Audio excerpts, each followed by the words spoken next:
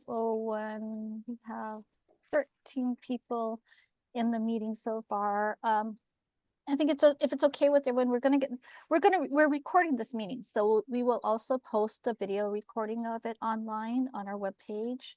Then in order to honor everyone's time, I'd like to propose that we get started, unless there are any major objections. With that,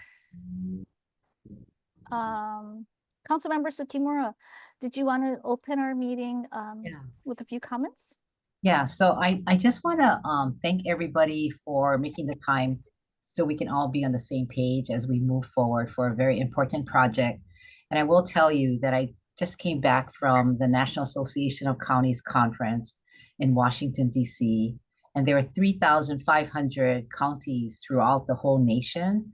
And a lot of the topic was about federal funding and what's happening with the, the administration, good and bad, right? But the most pressing one that I came back with is that if we have federal funds, please draw it down and use it before the Trump administration decides to take it away. So that just made me even more nervous about let's get going. So thank you very much for doing this, and I'm here to help in any way possible. Thank you. Thanks so much, Councilmember. So we really appreciate that everyone joined. Today's meeting is meant to be for landowners who have signed landowner agreements in Kula, in order to provide you an update as to what's going on with the project. And because we're about to start construction, I think that's good news. Darren Strand isn't available to be here today. He's actually in DC trying to make sure we get federal funding for some different projects. But I'm Rona Suzuki, and you might have heard from me if you had a landowner agreement or have been working on a contract with us. But I've been working on this project overall for Olinda, Hulehu, and Kula. So if we could, I'm going to just share a brief amount of information, some background, then I'm going to turn this meeting over to Michael and Joe, who are doing most of the work with respect to this project. And then we'll have some time for some questions at the end. You can also put your questions in chat. People that submitted questions with your registration, we tried to respond to them as well. So hopefully that was helpful. All right, so where are we with this project? We started this project shortly after the fires. The National Resources Conservation Service sent out multiple teams to do on-site assessments of the impact from the fires and what they could do under their emergency watershed protection program.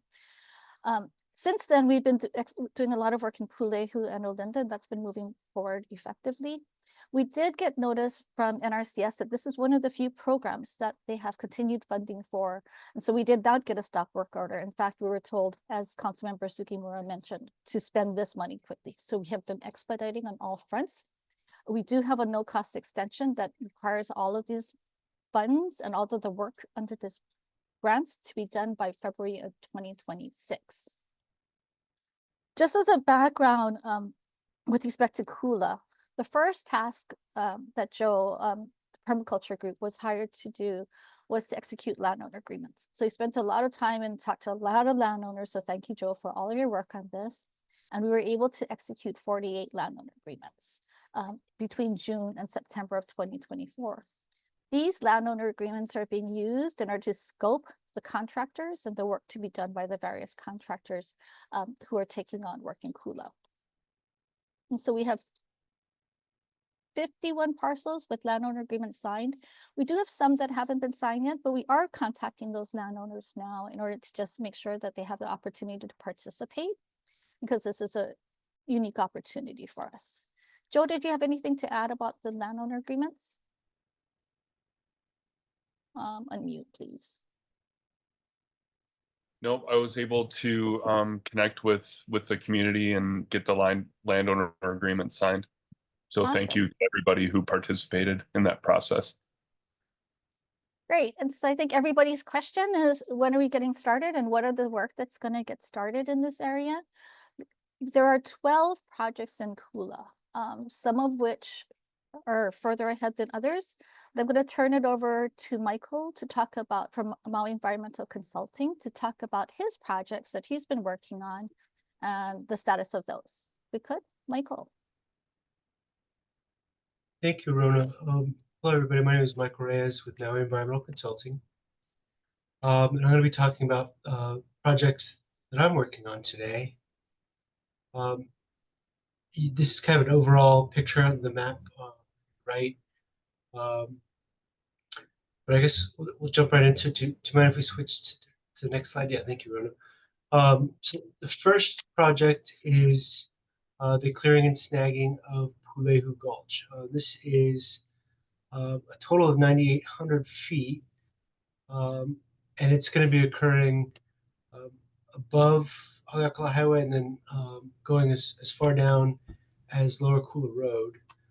And because it's such a large linear distance, it's going to be broken into 2 different phases. And so we're going to start on the lower portion. So this would be Makai of Haleakala Highway. It's got, you know, one landowner on the one side, and then you know, quite a few, if not the bulk of the landowners, obviously on the north side of the gulch. And so we have put it out to bid. We've received a bid and are about to execute the contract on that bid. And so we have an anticipated start date of next month, of April of 2025. Once that phase is complete, we'll jump over Haleakala Highway and start working Malka of the road. We also have received bids for that. We're working with NRCS to kind of hammer out the details of the statement of work before we execute that contract. But we feel like by the time we're done with the lower portion of Haleakala Highway, we'll be in a great position to just immediately move into the clearing the upper gulch. So we'll go with the next slide, Runa, please. Right. So then the other projects that I'm working on are occurring within the Chevalier property. The first being a 9,200 gravel access road. So this will be like 6 inches of gravel placed on what is currently like an existing fire break. And this will also go all the way down from Haleakala Highway all the way down to Lower Kula Road. This was an engineered road. We wanted to make sure that it was built properly. And so NRCS actually paid for engineers to engineer this road, and then that engineering was approved by NRCS. We've identified a contractor, Chris Hayes Excavation. Now, the road is actually almost double its original length. It wasn't supposed to go all the way down to Lower Kula Road. And because of that, it's substantially more expensive than NRCS had originally expected when they were tasking it. And so we've had to review the budget, but we're confident that we can pull money from cost savings that we've seen elsewhere in the namely the Pulehu EWP. Project 3 is mulching, also on the Chevalier land. In the maps, in the DSR map, this would be the green meandering line. We call it the green squiggly line. This is 27 acres of mulching that will occur. This will also be done by Chris Hayes Excavation, and that contract is currently being executed. The fourth project is these log erosion barriers. We're reassessing that requirement with NRCS. We're not sure if they still want to do that, or if they want to maybe implement something else. And so that's a very small project. So we're kind of tabling it for the time being. Go on to the next slide. Thank you, Rona. So there'll be mulching on the whole property. So the landowners are Haleakalahui and Harriet L. Holt Trust. This is Lyndon Jostine. We're excited to obtain a landowner agreement from Lyndon, and so thank you for that.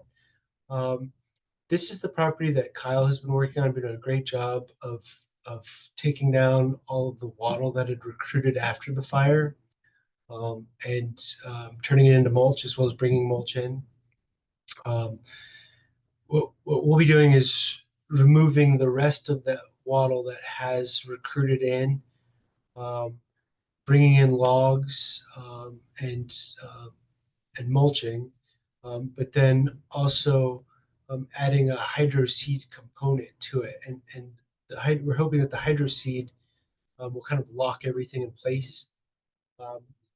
But we're working on finalizing the statement of work and the contract for that project as well. And so with that, I believe those are all the projects that I'm working on. I'll hand it over to Joe. All right, aloha. These are the projects that I'm managing right now, and we've been working with contractors who have submitted bids for these, starting with the BK King property, where there's a significant amount of bare soils left over from the burn scar. That's going to receive 3 inches thick of mulch to cover 2.5 acres. And some mulch will be brought in from offsite. There's other areas where there's a considerable amount of woody debris that's going to be processed and mobilized to that area. And then Project 7, where the log erosion barriers were once recommended. This was in an area that had significant soil loss from the most recent rainstorm that happened in January.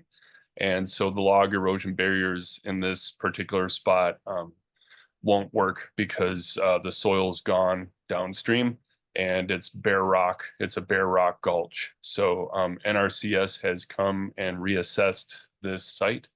And this area is now going to receive check dams, which are going to be large boulders that are placed in the newly formed gulch area to slow the flash flooding water speed down and protect the neighbors downstream of this particular spot. So that's what's going to happen on the BK King property.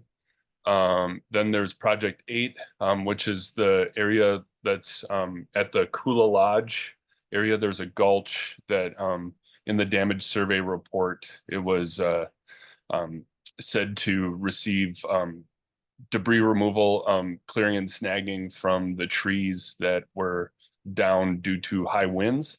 And the area right next to the Kula Marketplace in the valley there's some large trees that are going to be extracted out of that gulch because, again, it's right above developments and it could impact the neighborhood downstream of that area. There's an area that's above the Haleakala Highway / Keikaulike Highway that's a gulch as well. That has a considerable amount of debris that was pre-existing.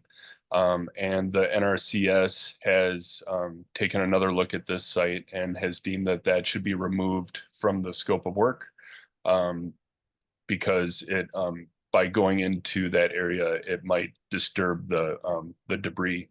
And right now it's somewhat stable. So they're gonna remove that from the scope of work officially. And then the next one, there's 30 cubic yards of debris in a culvert inlet near the Hollow McKnight / Perry property. Quite a bit of this has been removed, and NRCS is coming back to Kula on Wednesday this week to take a look at this spot. But this will potentially be removed from the scope of work as well. And then we have mulching at the Sandwoods property, also Donna Waters and Hollow McKnight in that general vicinity. When NRCS comes to Kula on Wednesday, they're going to assess this area as well. And it kind of pairs into the vegetative buffer, which I think is the next slide. Yeah, so the vegetative buffer, there's a embankment on the hill that had severe burn, and there's rocks and boulders that have been rolling down into Hala's house.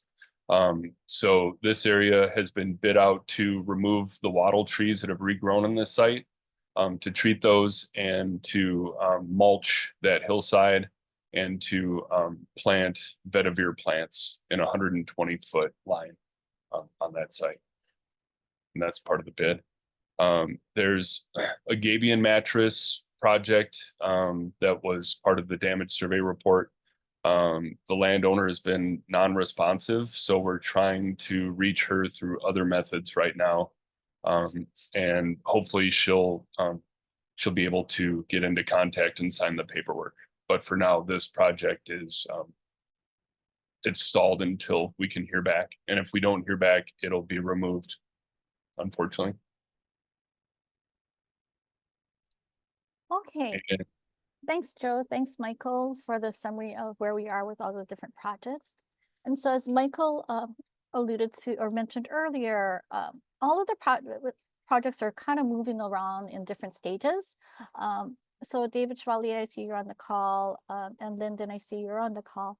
We just need to finalize the approval to move some money around before we can execute those contracts. And once we do that, we should be able to move forward. And that's all of our slides for tonight. Does anyone have any questions? If you could raise a hand, that would be, or a Zoom hand or a virtual hand or whatever, or turn on your mic. Oh, Monica. Can you unmute? Hey, can you hear me? I can. Thanks, Monica. Okay.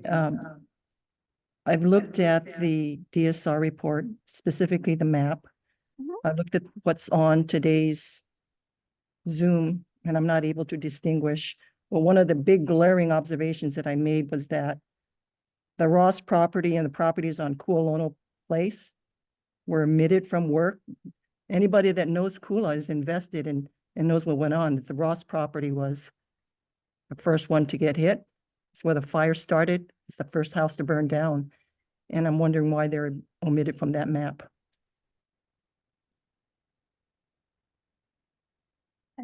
Hang on. So to clarify, they actually, we fixed them on the new map because they actually had their landowners agreement signed. So I'm gonna share the screen. And the Ross properties are the ones right on this lower portion of this yellow line. So they are part of they did sign a landowner agreement. They are participating in the EWP. Okay, I guess that was just an oversight, or were they just added on last minute? Did you No, guys? they did have them? their landowner agreement signed. We just missed them on the map, but they've been added back in. Second question I have, and it's a quick one, Mhm. is that early on, I was looking at your timeline as far as contract bids going out or project manager Mhm. requests that went out. Why at such a late date did we hear about a second management component coming in here? And was that the cause of this huge delay, months and months and months after the fire? Are you referring to the engagement of Maui Environmental Consulting, Monica? Yes, yes, I am. Okay. And no disrespect to you, Michael. No disrespect. Yeah. I just want to know how this progressed into this split in management duties. And I'm looking at really the permaculture group and Mhm. what they've been allotted as far as work in the burn scar. And if you can speak to that, I'd appreciate it. Sure. So we did, you all know Joe, he's been working with y'all since June in terms of the EWP, and he's been working on the landowner agreements. We were having some problems making sure that we could execute this project within the cost structure. early on, there was a request from one of our landowners to move her project to Maui Environmental Consulting, so we did that. And then subsequently, we received a letter from Kula Watershed Group, and I think David Chevalier was going to be on this thing, but I don't see him anymore on this call. So we have, at their request, reassigned some of the work to Maui Environmental Consulting. Maui Environmental Consulting was always engaged to deal with the Chevalier gravel access road. That was at the request of NRCS because they had some engineering that they wanted to get done as part of that. And Michael's been working with them on the Pulehuna Linda projects, which included some additional components. And so it's nothing new from Maui Environmental Consulting to be engaged. It's just that the scope has been expanded a little bit. Okay, thank you. And the last question is, it's a really quick one. On the original DSR, what can you tell me as far as is the scope of the work that was requested on that report going to be reduced? Because time has gone by and labor and equipment only goes up. So is any of the scope of the work that's supposed to be done going to be reduced, not handled at all, or not addressed? So I think as Joe expressed, right, like some of the projects and the conditions have changed since the DSR was disaster survey response reports were done. And so, for example, or we couldn't reach the landowners.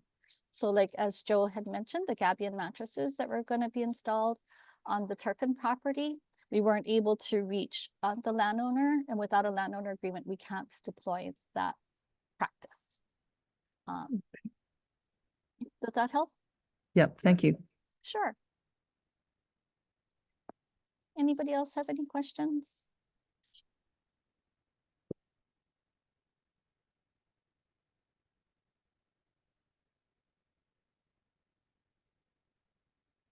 I'm Steve, sorry. did you have something? Yeah, this is Steve Anderson. I'm sorry. I wasn't able to get on the beginning of the call, so I may have missed some things. And if they've been covered already, my apologies. But did I just understand that one individual kind of was dictating which environmental consultant was going to be used? No, that's not necessarily true. It was a collaboration between NRCS and various parties to decide how the project was going to get run. And who at NRCS was involved in this? We had multiple parties, including John Matthews, that he's pretty much our technical lead from the NRCS side. And where is he located? In Honolulu. Okay. So has he toured the site? He has. Okay. He's been Yeah. there multiple times with both Michael Reyes and Joe. Yeah. And he will be I back don't again know. in a couple of days. I'm sorry, Rona, but I had a series of questions that I sent to you via email, and I don't know how you're handling this meeting. But are you basically going through the questions that were given via your website? We responded to those right prior before we got into the meeting. So we were trying to address all of those questions. And then I think we had an email exchange as well, Steve. Yeah, so are you saying that you're not going to answer those questions publicly? Which questions? All the questions, you've got my email, you know what my questions are. Uh-huh. Okay.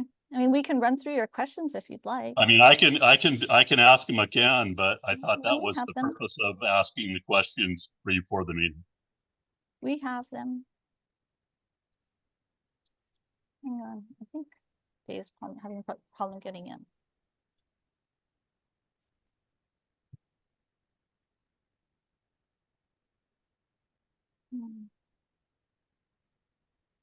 I'm good. I think Dave Chevalier is having a problem getting in. One moment, please. Yeah, we definitely need Dave on. Let me make sure he has the link. One moment.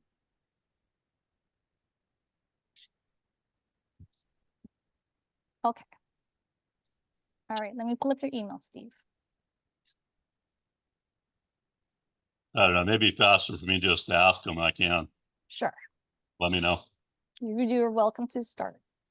Yeah, okay. Well, I guess the basic question that I have is, you know, for the given landowners, what is actually going to be done on their properties? I think that's what people want to know. Okay. You know, they want to know what to prepare for. And looking forward to working with Michael or Joe or whoever. But the question is, you know, and I've gotten this for various members of the community because they ask me as an environmental consultant, what's really going to be done on their property?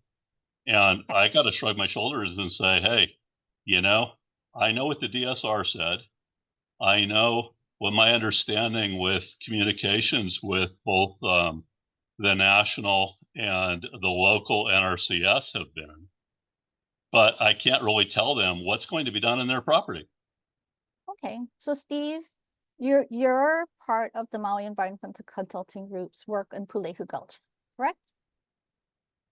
Yes, I'm an advisor, but I've got to say that due to a whole variety of personal conditions, I am, you know, very scarcely involved in that. Okay. And so you know, I'm just looking at from a community standpoint and the questions I've gotten, you know, because there's a lot of people that are confused and wondering what, you know, is really going to be done. There have been, before you were even involved, Rona, there was a lot of communication at the federal level and, you know, on through to a point to consultants. But, you know, the real thing here is it's like folks are wondering what, you know, what is going to happen and when on their particular properties. And that's totally unclear at this point. Okay. So I think you jumped on a few minutes late. And so with respect to the Pulehu Gulch work, we covered that early on in the meeting. And Michael, would you mind recapping that since Steve missed some of that? And I can pull up the slide if that would be helpful. Yeah, Sure. I'm sorry, folks. I mean, I can, you know, if this has been covered already and this is being recorded, we don't need to be too redundant. Okay, so how about this? Steve, if you want to stay on, and we can recap that for you. And if anybody else has any, so if I could defer your question till the end and see if anybody else has any questions. Otherwise, we'll stop the meeting for everybody else and they can leave. And then we'll just review the Pulehu Gulch work with you. Yeah, I'm not just interested in Pulehu Gulch. I'm interested in the entire DSR. Okay, so then I'll ask Michael and Joe to stay on. This meeting is being recorded and we are planning to post the recording following the meeting. Okay, so everybody else, if you want to click out, you're welcome to click out.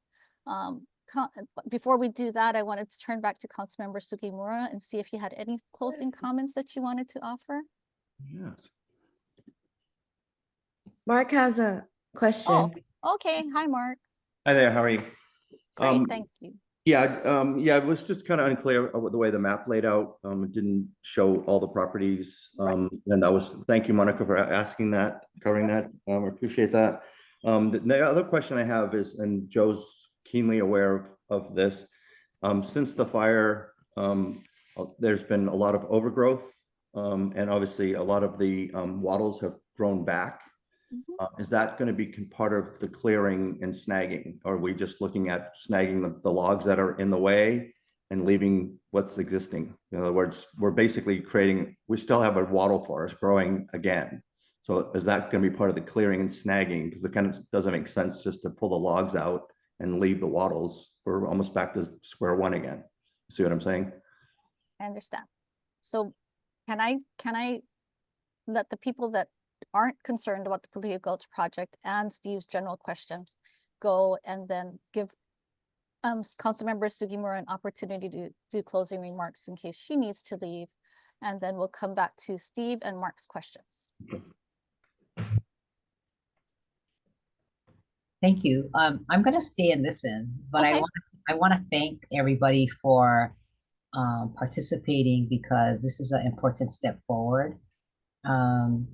and there's so much details involved to the progress of this project. So, maybe others may be interested in that. So, but I just want to thank everybody. Please call me or email me if if I can help you in any way, and forge forward. We got to do this. So we've been waiting. So thank you. Thanks, council member. All right, so anyone else that wants to leave, you're welcome to leave. Anyone that wants to stay on, you're welcome to stay on. We'll sort of start at the top again.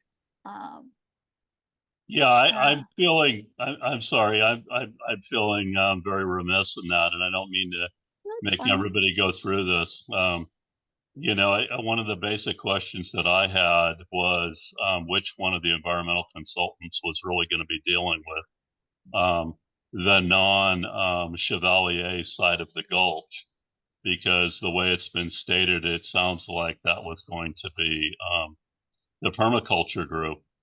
And I'm not sure that if that's the case or not. I'd like to know just who the primary contact is for that side of the Gulch, right, in particular. And, I can just work with the individuals on that from the standpoint of what's going to be done and at what level. But I think, there's a whole variety of people that are underrepresented on this call, and they're looking to basically the hui in the community, basically more from a Hawaiian style ohana standpoint in terms of verbal communication of what in the hell is going to go on here. And particularly, I think, on the Chevalier side, I think it's pretty cut and dry or burnt up, or however you want to look at it. On the more neighborhood side, on the wildland urban interface side, what is really going to be accomplished on the individual's properties? Okay, so let's start at the top. I'm gonna start, Michael, if we could just go over the Kulehu Gulch work, please. Sure, yeah, and thanks, Steve, for your question. So we've been clearing quite a few gulches in Olinda, and now that we're moving into Pulehu, it'll be the same. And basically, what NRCS, as stated in the DSR, is the contractors are going to go through and they're going to clear all the burn and dead debris within the stream itself. So, and that's the stream bottom. And so, Mike, yeah, can you define stream bottom? Sure. So it'll basically be from the lowest point in the stream up to just the normal flow during like a storm event. So it's who's determining what that storm event level is, and at what year, and what are we talking 50, 100-year flood? Is this known? Is this a known quantity? I mean, so to answer your question, I don't think that anyone is going in and establishing, the 50-year storm event from the 100-year storm event. I think that the main point being that like they're not going to the top of the gulch with the clearing.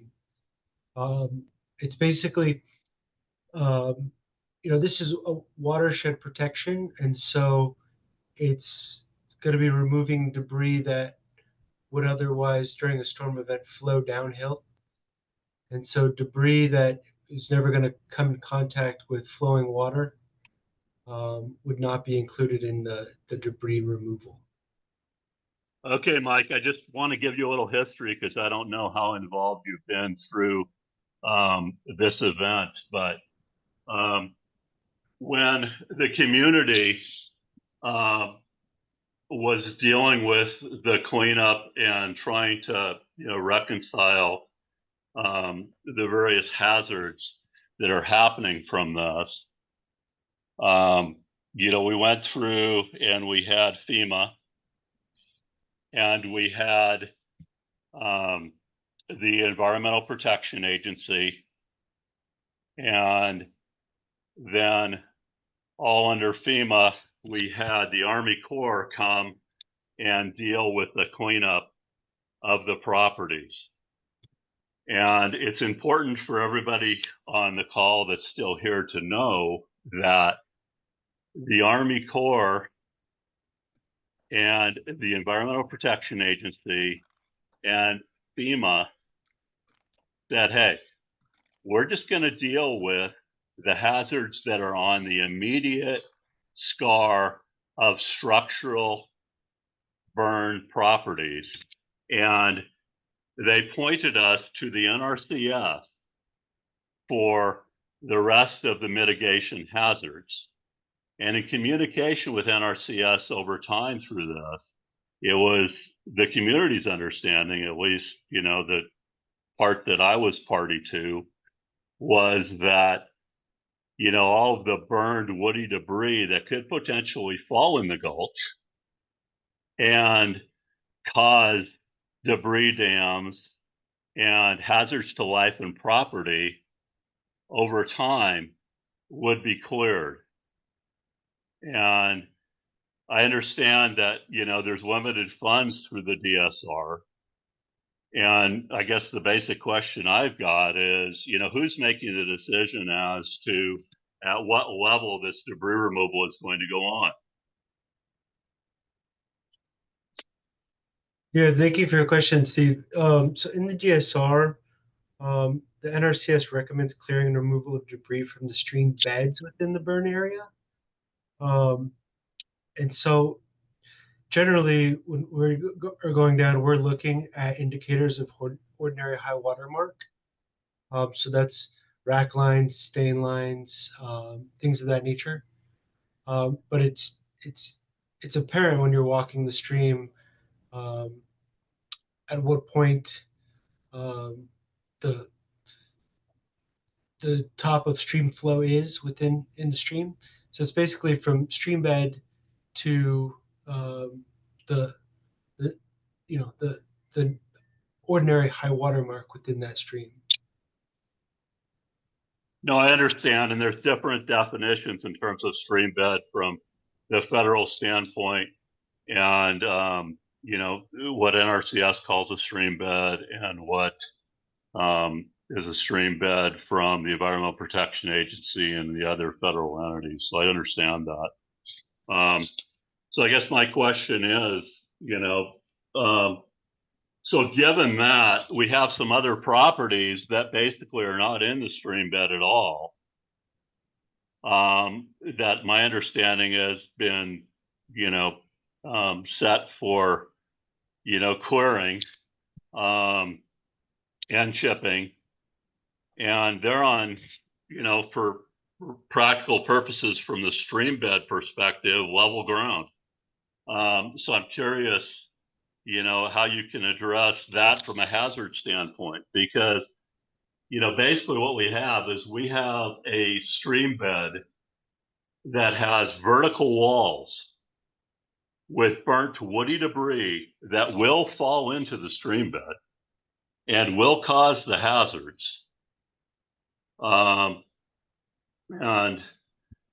So basically just, clearing the very bottom is really a moot point. It's kind of a waste of time, because the amount of stuff that's going to fall into the gulch is just going to negate that if it's not managed. So I understand that, there's parameters on the DSR and there's a limited amount of funding, but I think it's important and incumbent on us as environmental stewards to recognize that there is a continued hazard, and whether it's managed under this NRCS DSR or not, we need to be able to point to the fact that just because the stream bed was cleared, the environmental hazard remains, and we need to be able to document that so that we can get the appropriate resources to really mitigate the hazard. Yeah, thank you, Stephen. And I absolutely agree. I think that the NRCS effort is not going to be a fix-all for the Kula community. There's going to be a lot of work that has to continue to occur moving forward. Yeah, I appreciate your short and simple answer. So I don't know if Yuki is still on the call. Still But here. Yuki, I'd put out there, I just think it's very, very important for the Maui County to understand that there's a significant hazard that remains from this Kula fire to the watershed down below, a hazard to life, infrastructure, and property. And if the federal level of the NRCS work under the DSR is insufficient to mitigate that hazard, that, at least I would really appreciate your representation in putting it out to to the council and every level you can, that there's a hazard here that still needs to be mitigated.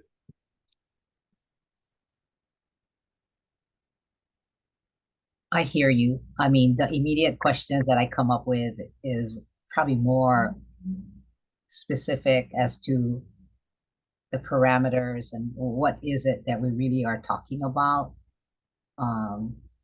And county will be who owns the land, what is our responsibility, all of that will be driving taxpayer dollars. But I don't know if this project has information like that, but those are the kind of questions that, is coming to my mind. Well, we have some experts on the line here.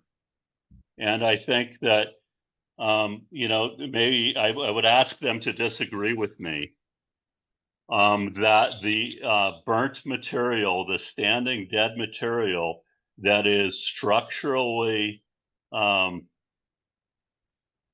modified or structurally at risk of falling into the gulch because of the fire is going to pose a downstream hazard to life, infrastructure, and property, all the way to flooding out Kihei once again and the coral reefs if it's not mitigated. And so those are the parameters I'm looking at, Yuki. I don't know what to say except I need more information, right? I mean, it's just I don't know what information more to give you. So Steve, can I ask, excuse me, Yuki, but can I ask our environmental experts, Michael and Joe, if, I understand that, the DSR and the NRCS funding is limited, but in your professional environmental assessment, do you consider just clearing the stream bed, as Mike has said, sufficient to mitigate the hazards of this fire, given all the standing dead material that is going to fall right back in the stream bed?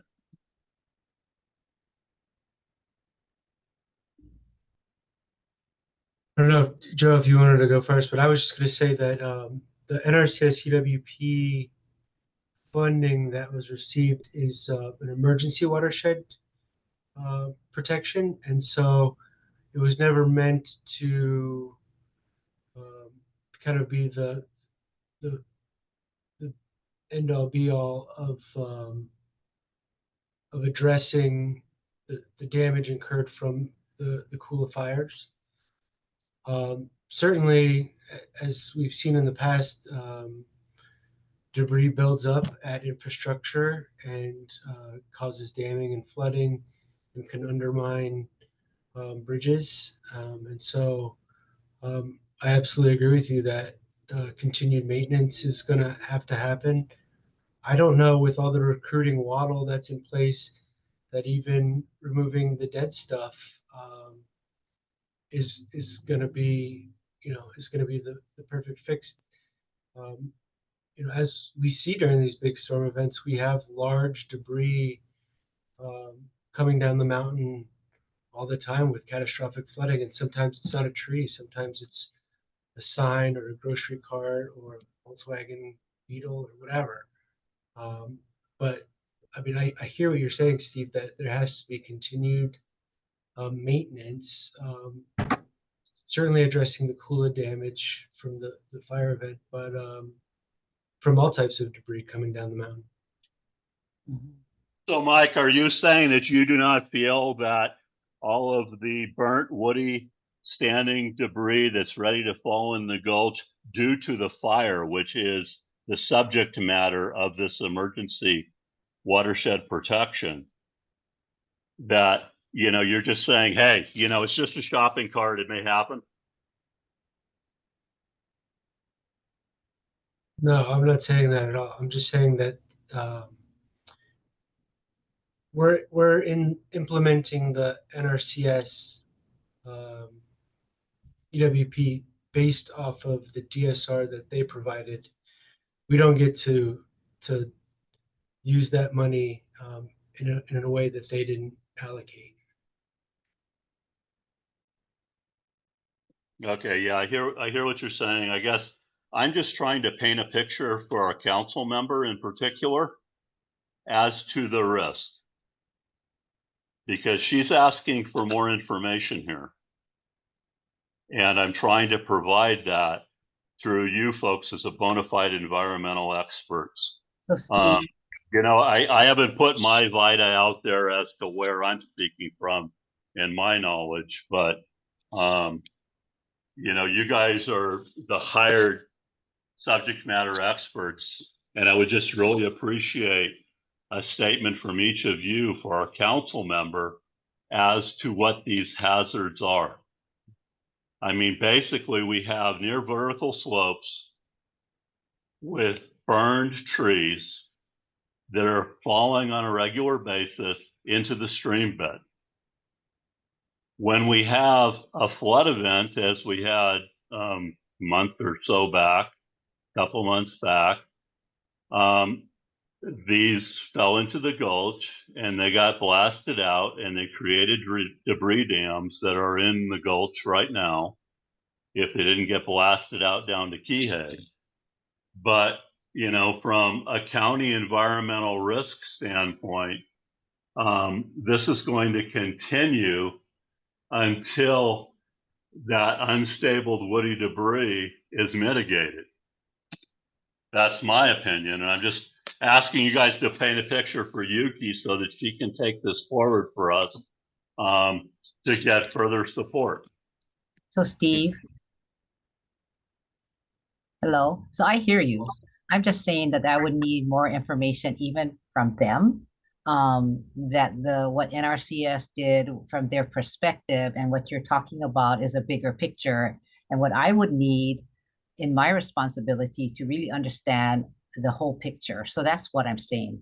I don't really expect them to try to convince me, because I am concerned about, the community, our community in general. I also know that we as residents, if I can take off my council member hat and put on myself as a property owner, that I have a responsibility to the gulch that's on one side of my house. So, there's property owners, private, public, if it's government, and what is being done. And I think that's the discussion you're talking about. And I think it's great if we can use the NRCS study as a basis to look at this in a bigger way. So I haven't closed that door, but I do need facts before I could say whatever it is, so. Yeah. Can I Well, say something? Yuki, I totally understand what you're saying. And, we have a whole variety of landowners that have unmanaged property that have hazards. All of that given in managing your property, to me, the subject we're dealing with is the response to a catastrophic wildfire. And what has happened on people's properties is not just status quo. It's not just the shopping cart that fell in the gulch. It's a matter of the fire went through here and it created a hazard. And I'm just working on trying to, get the best support for the community to mitigate the hazard from the fire. Unfortunately, given the fact that so much time has transpired, and we know the politics are as sketchy as they are right now, but I think that,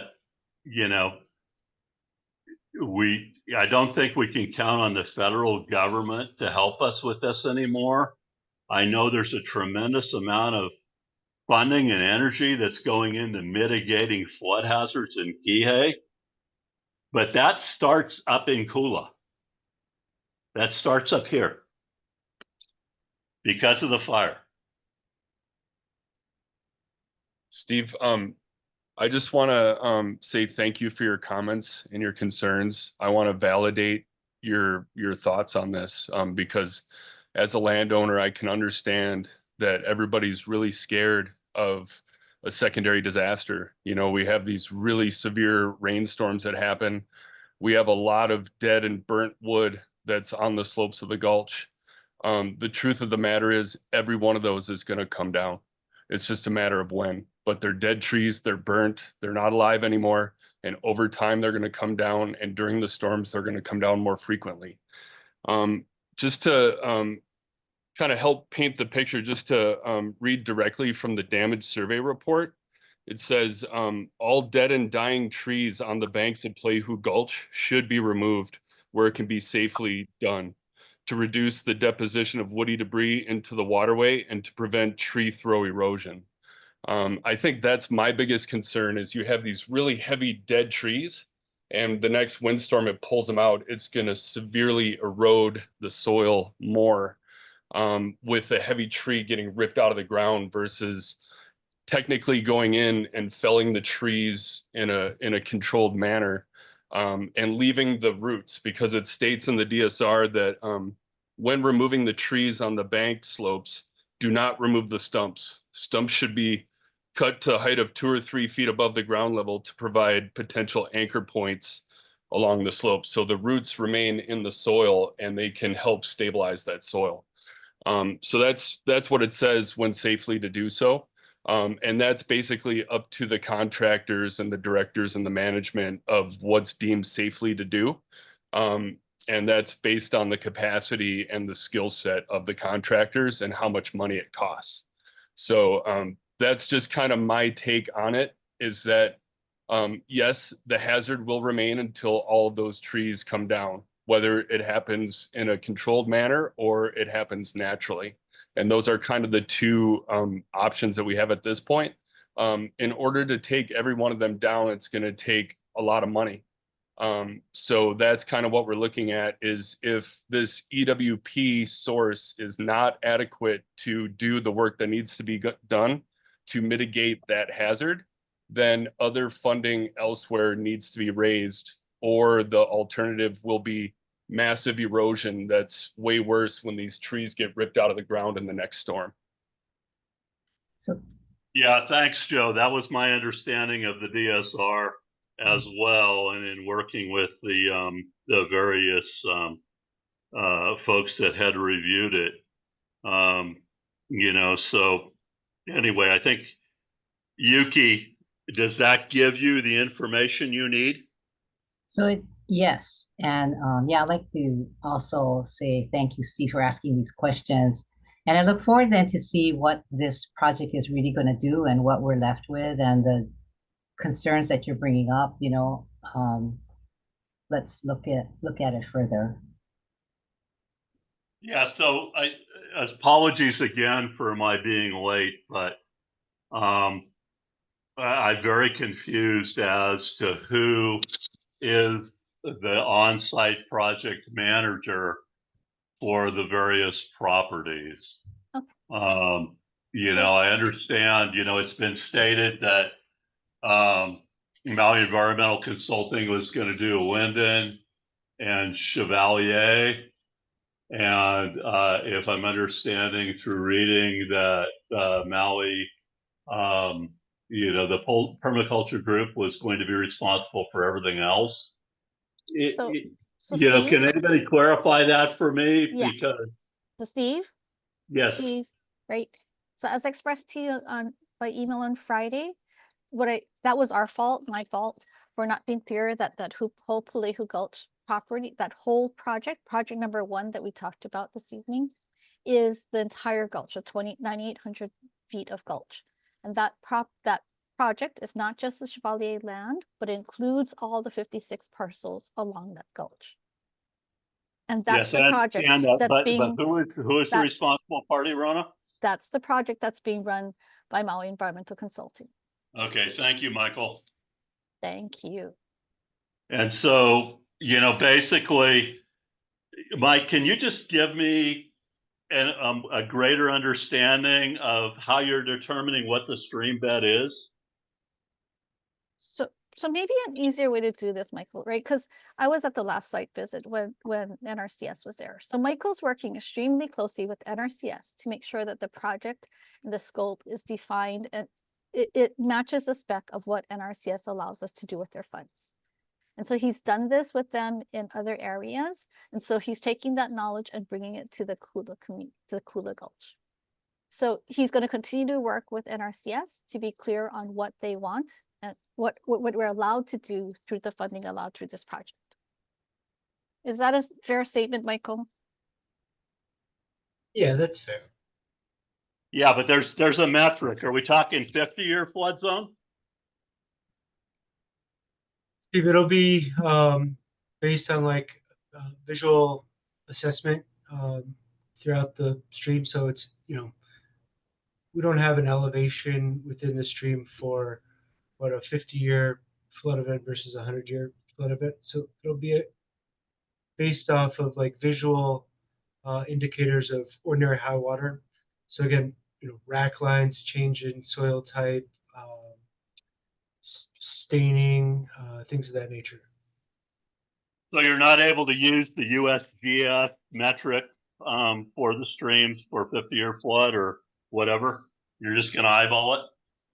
Yeah, it'll be done visually. And if, I would go so far as to say, as accessible as NRCS has been, I would imagine, Steve, that for your portion, we will be able to meet you in the field to actually go through with John Matthews or whoever NRCS sends over and visually show you what portion of the stream in your backyard will be cleared of debris.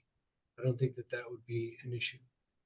Yeah, Mike, you've got to understand that I'm just not speaking for myself and the property I specifically am responsible for. But, we need to set up a way for the community to have that same assessment and communication and when the work is going to be done. Are you envisioning that any of the work that's going to be done in clearing and snagging is actually going to be done from the Kulilani side? Access will be from the Chevalier side. The contractor has spider excavators, so they're actually able to drive the machinery down into the gulch. And so they actually have entrance and exit points where they can just bring the machines down into the gulch, drive the stream bed and buck logs and do all the things that they need to do in the gulch. Have those entry and exit points been defined and you could provide a map of those?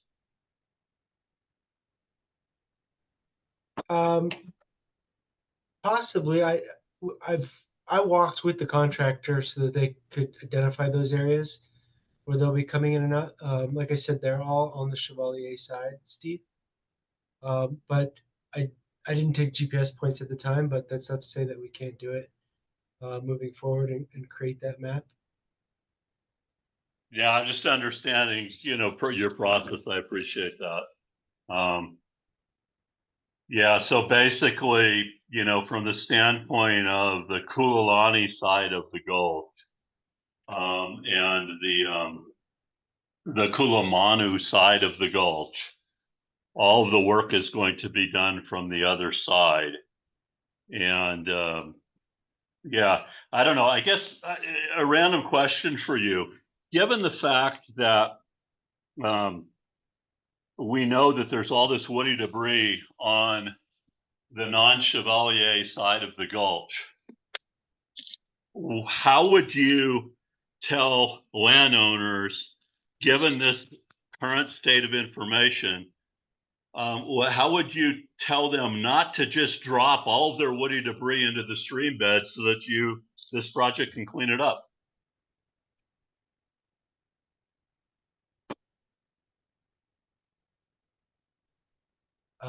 That's not a concern of mine, Steve. It's not. Okay. So if it's in the bottom of the stream bed, you'll clean it up.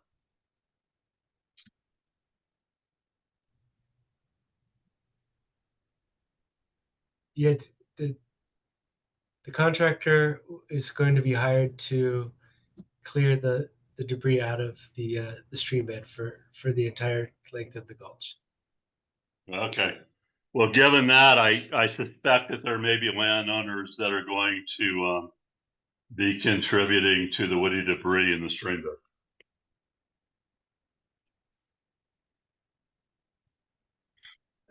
Steve, this is Yuki. I hope that our residents are not going to take it in that light and appreciate what is happening here and not throw all their, I hope not. That's all I want to say, but I hear your question. Well, Yuki, yeah, I totally agree with you, and I appreciate that. Hopefully that does not happen. I think it would be very encouraging for the community to know that there was going to be help in getting rid of the fire burned debris that's going to fall into the gulch from some other source other than this, so that they're not encouraged to just drop it in so that these federal dollars deal with it. So I just want to say that in my responsibility in behalf of the county, as I said with your first question, I look forward to finding out more information. And that I will say, as long as I've been in this seat, that neighbors complain about neighbors, that whatever they're doing sounds like something that you just described. But you know, I hope that doesn't happen with this and we can move this project forward. And I look forward to hearing more from Michael Reyes and Joel and Sarah as to, you know, different needs of the community, and from Mr. Chevalier too. You know, he's been a big part of this. So I really do. I really look forward to this happening, and to meet with Rona and the Central Maui Soil Water Conservation District. Thank you for taking on the nonprofit status to bring this money here for us in Upcountry. And Michael Reyes and Joe Emhoff is huge. And Joe, thanks for getting the individual property management agreement signed, because that we could not do what we're doing today without their permission. So a lot has to go in here. And I mean, the painful part about this whole thing is that a lot of the property owners are going through their rebuild, you know, of their homes and having to deal with that also. So it's been painful in many different levels. Just going through this disaster. So this is just one step, which I think is an important step. But Steve, I look forward to talking to you and maybe getting more information, you know, about what you're seeing. And Joel and Michael and everybody else, you know, I am serious in that I would like to see this project proceed because of what I said earlier, and that if there's something that the county can do within our powers and responsibility, I will be there fighting for you, but I need to understand, more information to take us there. So Yeah, thank you, Yuki, so much for, all your support in the community here. And, you keep saying you want more information. You've been given, probably about 5 pages worth of information on this call. Are you able to assimilate that and move that forward into action for us, or do we need to write it down for you? I mean, I could print what was provided in terms of the presentations tonight, but what you're asking for, I would request for more information. So that's all I want to say. Yeah. No, again, I really appreciate it. But if there's, if you see questions or, any, kind of clarifying information that we can provide you, I can provide you, the community can provide you in terms of, really mitigating this hazard, because, we have been looking forward to implementing this emergency watershed protection project, as an emergency for some time now. And we're looking forward to that happening. But I think it's important to recognize that basically what we're looking at is a Band-Aid. As Joe stated, what the NRCS, report said was that really what needs to happen is that all of this burned woody debris needs to get removed from the gulch. But if the interpretation of the DSR is that it's only going to be done for the stream bed, it's just a Band-Aid. And so, you can basically look forward to seeing Kihei getting devastated year after year, or probably on every 3 to 5 year basis as the flood cycle hits it and the debris dams break from all the fire debris. Rona, I have a question. This is Monica. Can you hear me? Okay, I Yes, can't hear yes, you. we can. Sorry, I was on Okay. mute. Okay, at what point will the community know what the EWP shortfalls are, so we can, as a community, start seeking help to finish the job, whether it be raising funds ourselves, because obviously government's not going to be able to do it all. Okay, so Monica, we will help by making the scopes of work for each one of the contracts available, and then the community can work with whoever to identify what the gaps are perceived to be. Okay, thank you. I also have one quick question. Sure, Mark. I was always under the assumption that the banks and the slopes were included, not just the stream bed. And just kind of echoing Steve's point, and now I'm just going off of what I see from my property and the property across from mine, which is Linden's. There are a lot of debris that's on the slope itself, and there's a lot of debris in the stream bed itself. And the moment you pull the stuff from the stream bed that's supporting the stuff above it, there's going to be a lot of stuff falling back into the stream bed. So it's almost like if you don't take it all, taking some of it doesn't make sense. You see what I'm saying? It's like, in other words, it's like you're just dropping a log on top of a log on top of a log, and it seems like kind of dangerous work to me. There's stuff that's buried now because we've had rains, and now we have a new overgrowth that's covered up the burnt debris. And we know where the burnt debris is, but it's now covered up, so you can't physically see it. But once they start removing stuff from the stream bed, a lot of that stuff could literally, and Joe's probably more aware of that than anybody, a lot of that stuff could literally fall on top of someone. So that is a major concern. So it's almost like a domino effect where things are just going to keep dropping into the gulch. So we might clean the stream bed now, but 3 months from now, we're going to be back into the same situation. So I think long-term, we need to be looking at trying to be more proactive long-term, knowing that the EWP is limited with its funding of what they can clean up at this point. So I think that's kind of where we're at this point, rather than wait for the cleanup and see what the result is. We almost have to be and I think that's kind of echoing what Monica's asking, is like, we need to kind of know where we're going to be when we're done with this portion of the project, so we can at least be ahead of the game instead of waiting and then say, oh, well, now we're two more years from now, we have to start doing this again. So that's kind of my concern. I always, like I said, I always thought from the initial project that the slopes and it was not just the stream bed, it was also the slopes, which is where most of the burnt debris is. That's what's going to cause most of the problems with the damming and flooding and so on and so forth. So that was my take on it. Yeah, thanks, Mark. It's like I said, I just see this, current, set of action is ripping off the Band-Aid and the bleeding is going to start. I agree. I can see already from my side and upstream and downstream the same thing. So, I guess we have to be, as a community, to be a little bit more proactive. And I guess that's what we're asking Yuki to look into, as far as, because this is not a one-stop shop at this point, doesn't seem to me. So, but I appreciate all your time and thank you guys for all being here. Thank you, Yuki, for listening to us talk about the situation. We're kind of a little bit more intimate with it because we see it every day and we see what's there. So we kind of know what's going to happen as it goes. Okay. Well, thank you everyone for your time. We'll continue to work with the landowners. I think that you'll see a lot of Michael and Joe in your community, and we'll stay in touch with Councilmember Sugimura.